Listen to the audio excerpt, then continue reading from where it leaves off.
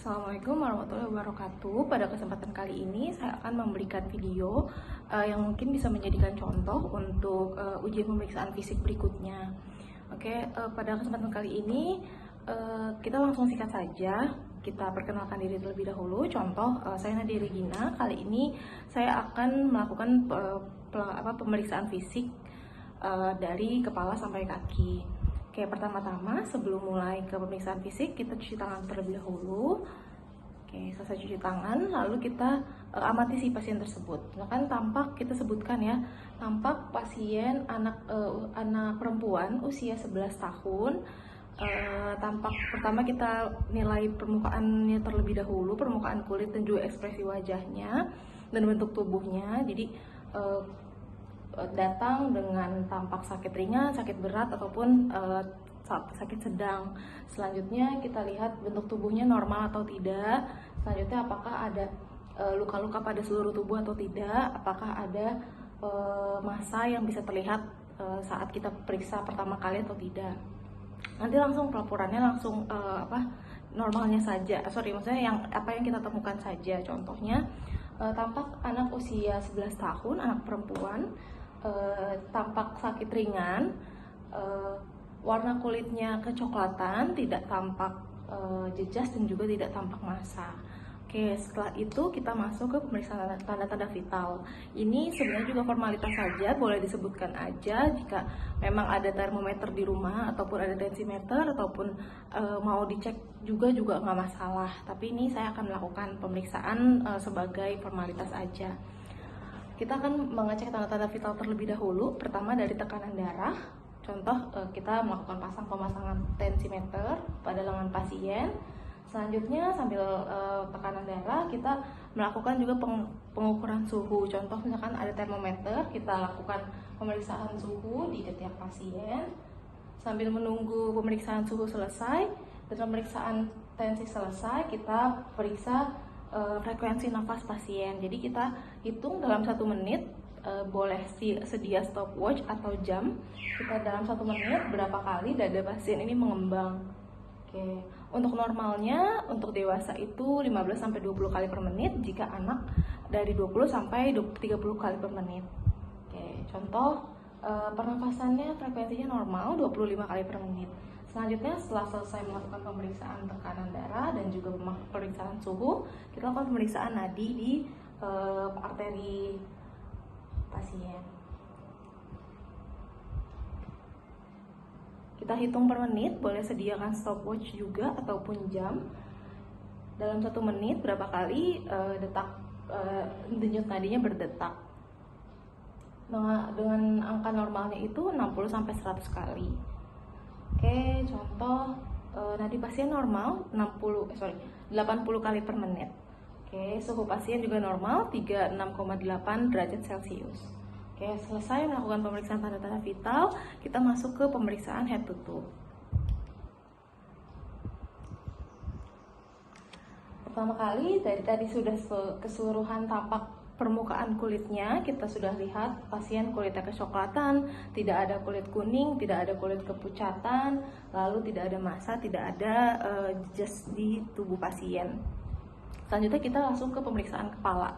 Dari kepala kita lihat struktur kepalanya, bentuk kepalanya normal atau tidak, lalu apakah ada jejas atau tidak di kepala, lalu apakah dari rambutnya seperti apa, warna rambutnya hitam atau tidak, atau kemerahan atau rambut jagung atau tidak. Kita lihat sekilas aja, lalu kita laporkan seperti apa yang kita temukan. Contoh, bentuk kepalanya normal, lalu di kepala tidak terlihat ada jejas dan tidak terlihat ada massa, warna rambutnya kehitaman, pertumbuhan rambutnya lebat.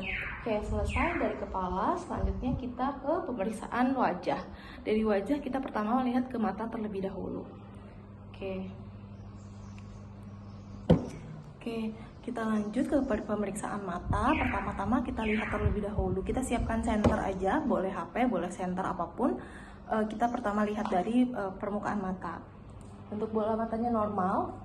Oke, selanjutnya sebelah sini. Kita buka kelopak mata bawah pasien. Oke, konjungtiva tidak tampak pucat. Lalu kita terlihat mata pasien, sklera mata tidak tampak iterik. Selanjutnya kita dengan senter. Oke. Matanya boleh lurus ke depan. Ditutup yang sebelah satu. Terlihat. Oke, refleks cahayanya positif atau refleks cahayanya baik jika pupil pasien mengecil. Oke, selanjutnya dari pemeriksaan mata kita lanjut ke pemeriksaan hidung. Dari pemeriksaan hidung juga kita lihat dulu, kita inspeksi bentuk hidungnya seperti apa, apakah ada jejas atau tidak di bagian hidung, lalu apakah ada infeksi atau tidak. Hidung tidak tampak adanya infeksi, tidak tampak adanya jejas, dan bentuk hidungnya normal. Selanjutnya kita melakukan palpasi pada bagian hidung.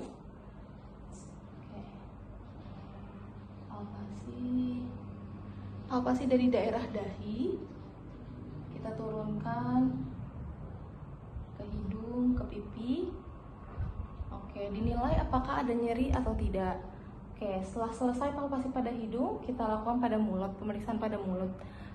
Dan pada mulut kita lihat apakah bibirnya tampak pucat atau tidak, lalu mukosa bibirnya kering atau tidak.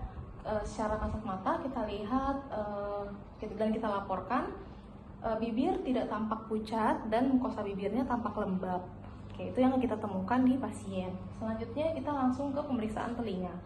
Oke, jadi pada bagian telinga ini harus kiri kanan, tapi saya contohkan hanya satu saja ya. Oke, pada pemeriksaan telinga kita lihat terlebih dahulu telinga bagian luarnya seperti apa, apakah ada kemerahan atau tidak, apakah ada infeksi atau tidak. Lalu selanjutnya kita melakukan palpasi dari atas ke bawah. Oke, saat dilakukan palpasi apakah pasien mengatakan ada nyeri atau tidak, lalu apakah kita meraba benjolan atau tidak. Jika tidak ada, kita bisa melaporkan pada palpasi telinga tidak ada nyeri dan juga tidak teraba benjolan. Oke, selanjutnya kita lanjutkan untuk pemeriksaan bagian leher. Kita boleh meminta si pasien untuk dalam posisi duduk.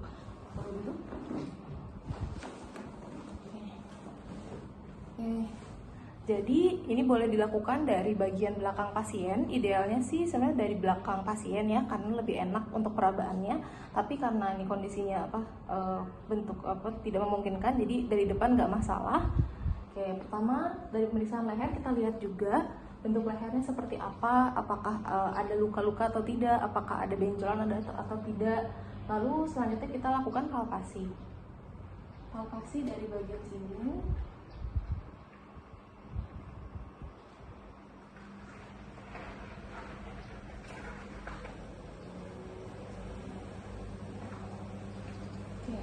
Pada palpasi yang ditemukan apakah teraba benjolan atau tidak, apakah ada teraba pembesaran kelenjar atau tidak, atau apakah ada nyeri tekan atau tidak. Itu yang nanti dilaporkan. Oke. Selanjutnya setelah pemeriksaan leher selesai, kita masuk ke pemeriksaan bagian dada. Boleh tiduran lagi, silakan. Oke. Pada bagian dada kita amati. Pertama kita lakukan inspeksi terlebih dahulu. Pada bagian dadanya kita lihat saat pasien bernafas seperti apa, apakah pergerakan dinding dadanya simetris kanan dan kiri atau tidak.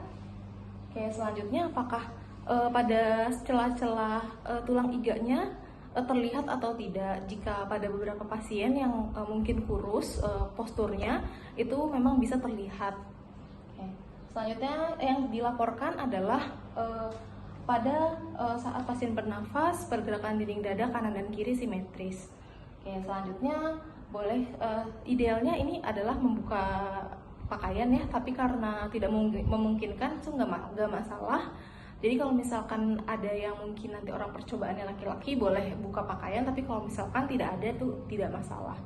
Oke, karena saat pentingnya membuka pakaian kita bisa melihat apakah pada dinding dada pasien apakah terdapat lebam atau tidak, apakah terdapat luka atau jejas atau tidak. Oke, seperti itu. Nah, sebelah sini. Setelah melakukan inspeksi, kemudian kita melakukan palpasi pada dada pasien. ada melakukan palpasi, kita lakukan kita taruh tangan kita di atas dada pasien dan minta pasien bernafas secara biasa. Nafas secara biasa ya Pak, ya Dek. Nafas.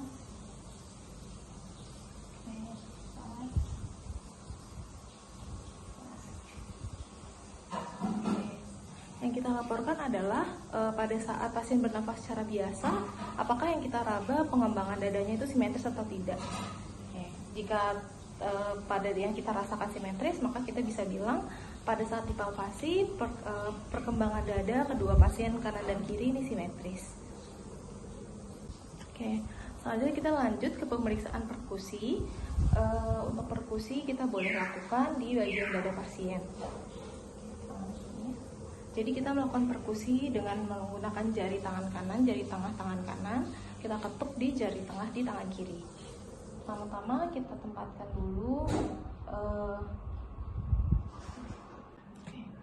pada perkusi bagian dada, kita tempatkan tangan kita yang sebelah kiri di celah antara tulang iga pasien. Lalu kita ketuk, akan berbunyi duk, seperti duk duk duk.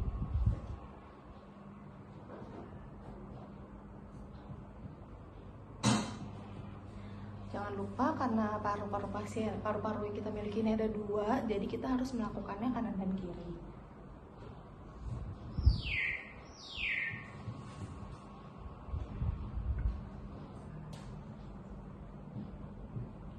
Selanjutnya untuk pelaporannya pada perkusi paru terdengar suara sonor. Itu berarti paru-parunya yang kita ketuk adalah organ paru-paru. Selanjutnya pada bagian auskultasi, jika ada boleh yang punya stetoskop boleh dipakai, kalaupun tidak ada juga tidak masalah, ini formalitas aja. Kita bisa mendengarkan bunyi nafas pasien dan juga suara jantung pasien. Tempatkan di area dada.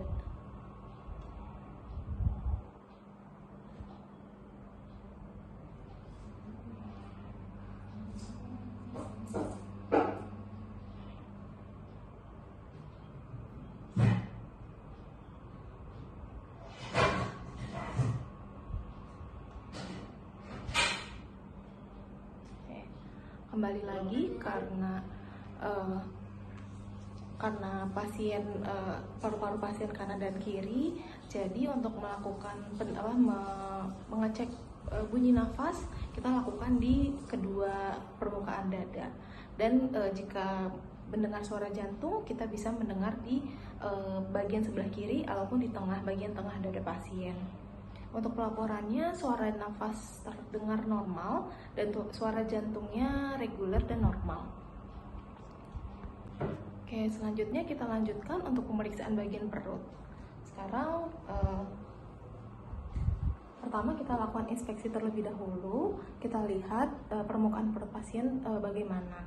Apakah di perutnya ini tampak membuncit, apakah terdapat adanya luka atau tidak, jejas atau tidak, lalu apakah terdapat adanya strie atau tidak, adanya sikatris atau tidak. Itu bisa langsung kita laporkan langsung aja, seperti perut pasien tampak datar, tidak ada jejas, tidak ada luka, tidak ada strie, tidak ada sikatris, dan tidak ada terlihat massa. Selanjutnya kita lakukan palpasi. Jangan lupa palpasi dilakukan di 4 kuadran regio abdomen atau regio perut pasien. Saat kita palpasi, kita lihat ekspresi muka wajah pasien. Jika kita tekan pasien merasa kesakitan, kita bisa nilai terdapat nyeri tekan di regio perut pasien. Selanjutnya kita lakukan pemeriksaan palpasi pada bagian hati. Pada bagian hati, karena hati itu ada di sebelah kanan pasien, jadi baiknya sih diperiksa dari sebelah kanan, tapi karena ini tidak bisa, jadi saya lakukan dari sebelah kiri. Kita melakukan perabaan pada hati dari bawah ke atas. Selanjutnya kita akan melakukan pemeriksaan palpasi pada bagian hati. Kita Kita jika pengguna tangan kiri nggak masalah, tangan kiri, kanan, tapi karena kita penggunaan tangan kanan, kita gunakan tangan kanan. Kita lakukan perabaan dari bawah ke atas. Kakinya ditekuk, Pak. Kakinya jangan lupa tekuk kedua kaki pasien jika melakukan pemeriksaan hati. Ini nggak bisa. Selanjutnya boleh tarik nafas. Saat pasien tarik nafas, kita lakukan perabaan. Buang nafas, tarik nafas lagi, buang, tarik nafas, buang, tarik nafas, buang. Oke, untuk lebih jelasnya mungkin boleh duduk. Oke, ini untuk lebih jelasnya ya, kita contohkan aja. Kalau misalkan biar lebih jelas bagaimana cara perabaannya. Oke, tarik nafas, buang, tarik nafas, buang, tarik nafas, buang, tarik nafas, buang. Oke, seperti itu perabaannya. Jadi jika ada terdapat pembesaran hati, permukaan hati itu akan teraba di ujung-ujung jari kita. Untuk pelaporannya kita melaporkan saja tidak teraba adanya pembesaran pada hati dan tidak ada nyeri tekan pada perabaan hati. Oke, selanjutnya kita lakukan pemeriksaan pada ginjal. Boleh duduk madep ke sebelah sana. Sudah, sebelah sana. Kepalanya ke madep sana. Jadi ke sini punggungnya. Oke, kita lakukan pemeriksaan ginjal tegak ya. Oke. Kita lakukan diketuk di pinggang pasien kanan dan kiri ya, karena ginjal itu kanan dan kiri dan di area belakang. Oke, kita ketuk. Ada sakit? Nggak ada. Sakit nggak? Nggak. Sakit? Tidak. Oke, jika pasien yang mungkin mengalami gangguan pada ginjal saat pengetukan, dia akan merasakan adanya sakit. Oke, selanjutnya kita akan melakukan perabaan ginjal. Boleh tiduran lagi.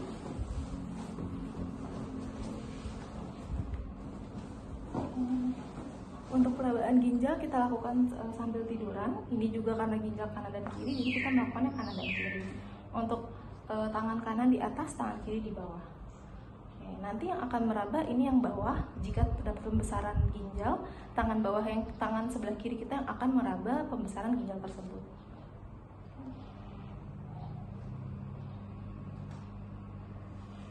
Oke.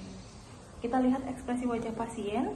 Jika ada nyeri, bisa kita katakan terdapat nyeri pada palpasi ginjal, atau jika kita merasakan tangan kita merasakan adanya pembesaran pada ginjal, kita bisa melaporkan ada pembesaran pada ginjal sebelah kanan ataupun sebelah kiri. Oke, selanjutnya kita akan melakukan pemeriksaan perkusi pada bagian perut. Kita lakukan pengetukan pada bagian perutnya. Sama tekniknya dengan pemeriksaan perkusi pada dada tadi. Jadi kita ketuk di keempat kuadran perut pasien. Akan terdengar bunyi timpani. Suaranya akan beda. Suara yang dihasilkan akan berbeda dengan pengetukan pada bagian paru-paru. Oke, kita perhatikan ekspresi wajah pasien. Apakah terdapat nyeri pada saat kita ketuk atau tidak. Jika tidak terdapat nyeri, kita bisa melaporkan tidak terdapat nyeri pada perkusi. Oke, selanjutnya kita akan melakukan pemeriksaan untuk auskultasi. Ini formalitas aja. Jika punya stetoskop boleh dilakukan. Kita akan mendengarkan suara bising usus pasien. Menempatkan stetoskop di perut pasien. Kita mendengar bising usus pasien apakah normal atau tidak, ataukah apakah meningkat atau tidak.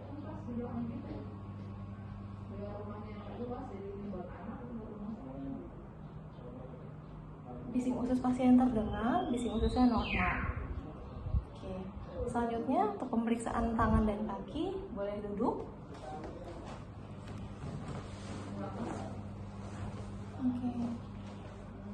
Oke, saat pemeriksaan tangan dan kaki kita lihat postur tangan. Pertama dari tangan terlebih dahulu, kita lihat postur tangan pasien. Oke, tangannya apakah simetris atau tidak. Selanjutnya boleh digerakkan, boleh dikedepankan. Oke, diangkat bisa. Oke, ditekukan seperti ini. Oke, digerakkan. Samping, ke atas. Oke, ke bawah. Oke, lalu boleh genggam tangan saya. Genggam sekuat tenaga, sekuat tenaga. Oke, satu lagi. Genggam sekuat tenaga. Oke, untuk pelaporannya kita bisa mengatakan sendi pada tangan pasien tidak ada gangguan dan juga derajat kekuatan otot pasien baik. Selanjutnya pada kaki kita bisa melakukan hal yang sama. Kita bisa minta pasien angkat kakinya. Jadi angkat sebelah kanan dulu atau sebelah kiri dulu. Angkat lagi, luruskan. Dan turunan lagi. Oke, lagi. Angkat, luruskan. Oke. Pada kaki juga sama, pelaporannya tidak terdapat gangguan pada sendi pasien, gerakannya tidak terbatas dan juga derajat kekuatan otot pasien baik. Jika ada kelemahan pasti akan terlihat dari bagaimana cara si pasien tersebut menggerakkan atau mengangkat tangan atau kaki pasien. Oke, untuk pemeriksaan fisiknya sekarang saat ini sudah selesai. Semoga dari video ini Bapak-bapak dan ibu-ibu bisa punya pembelajaran untuk bahan belajar di rumah dari checklist yang sudah saya berikan juga. Terima kasih. Wassalamualaikum warahmatullahi wabarakatuh.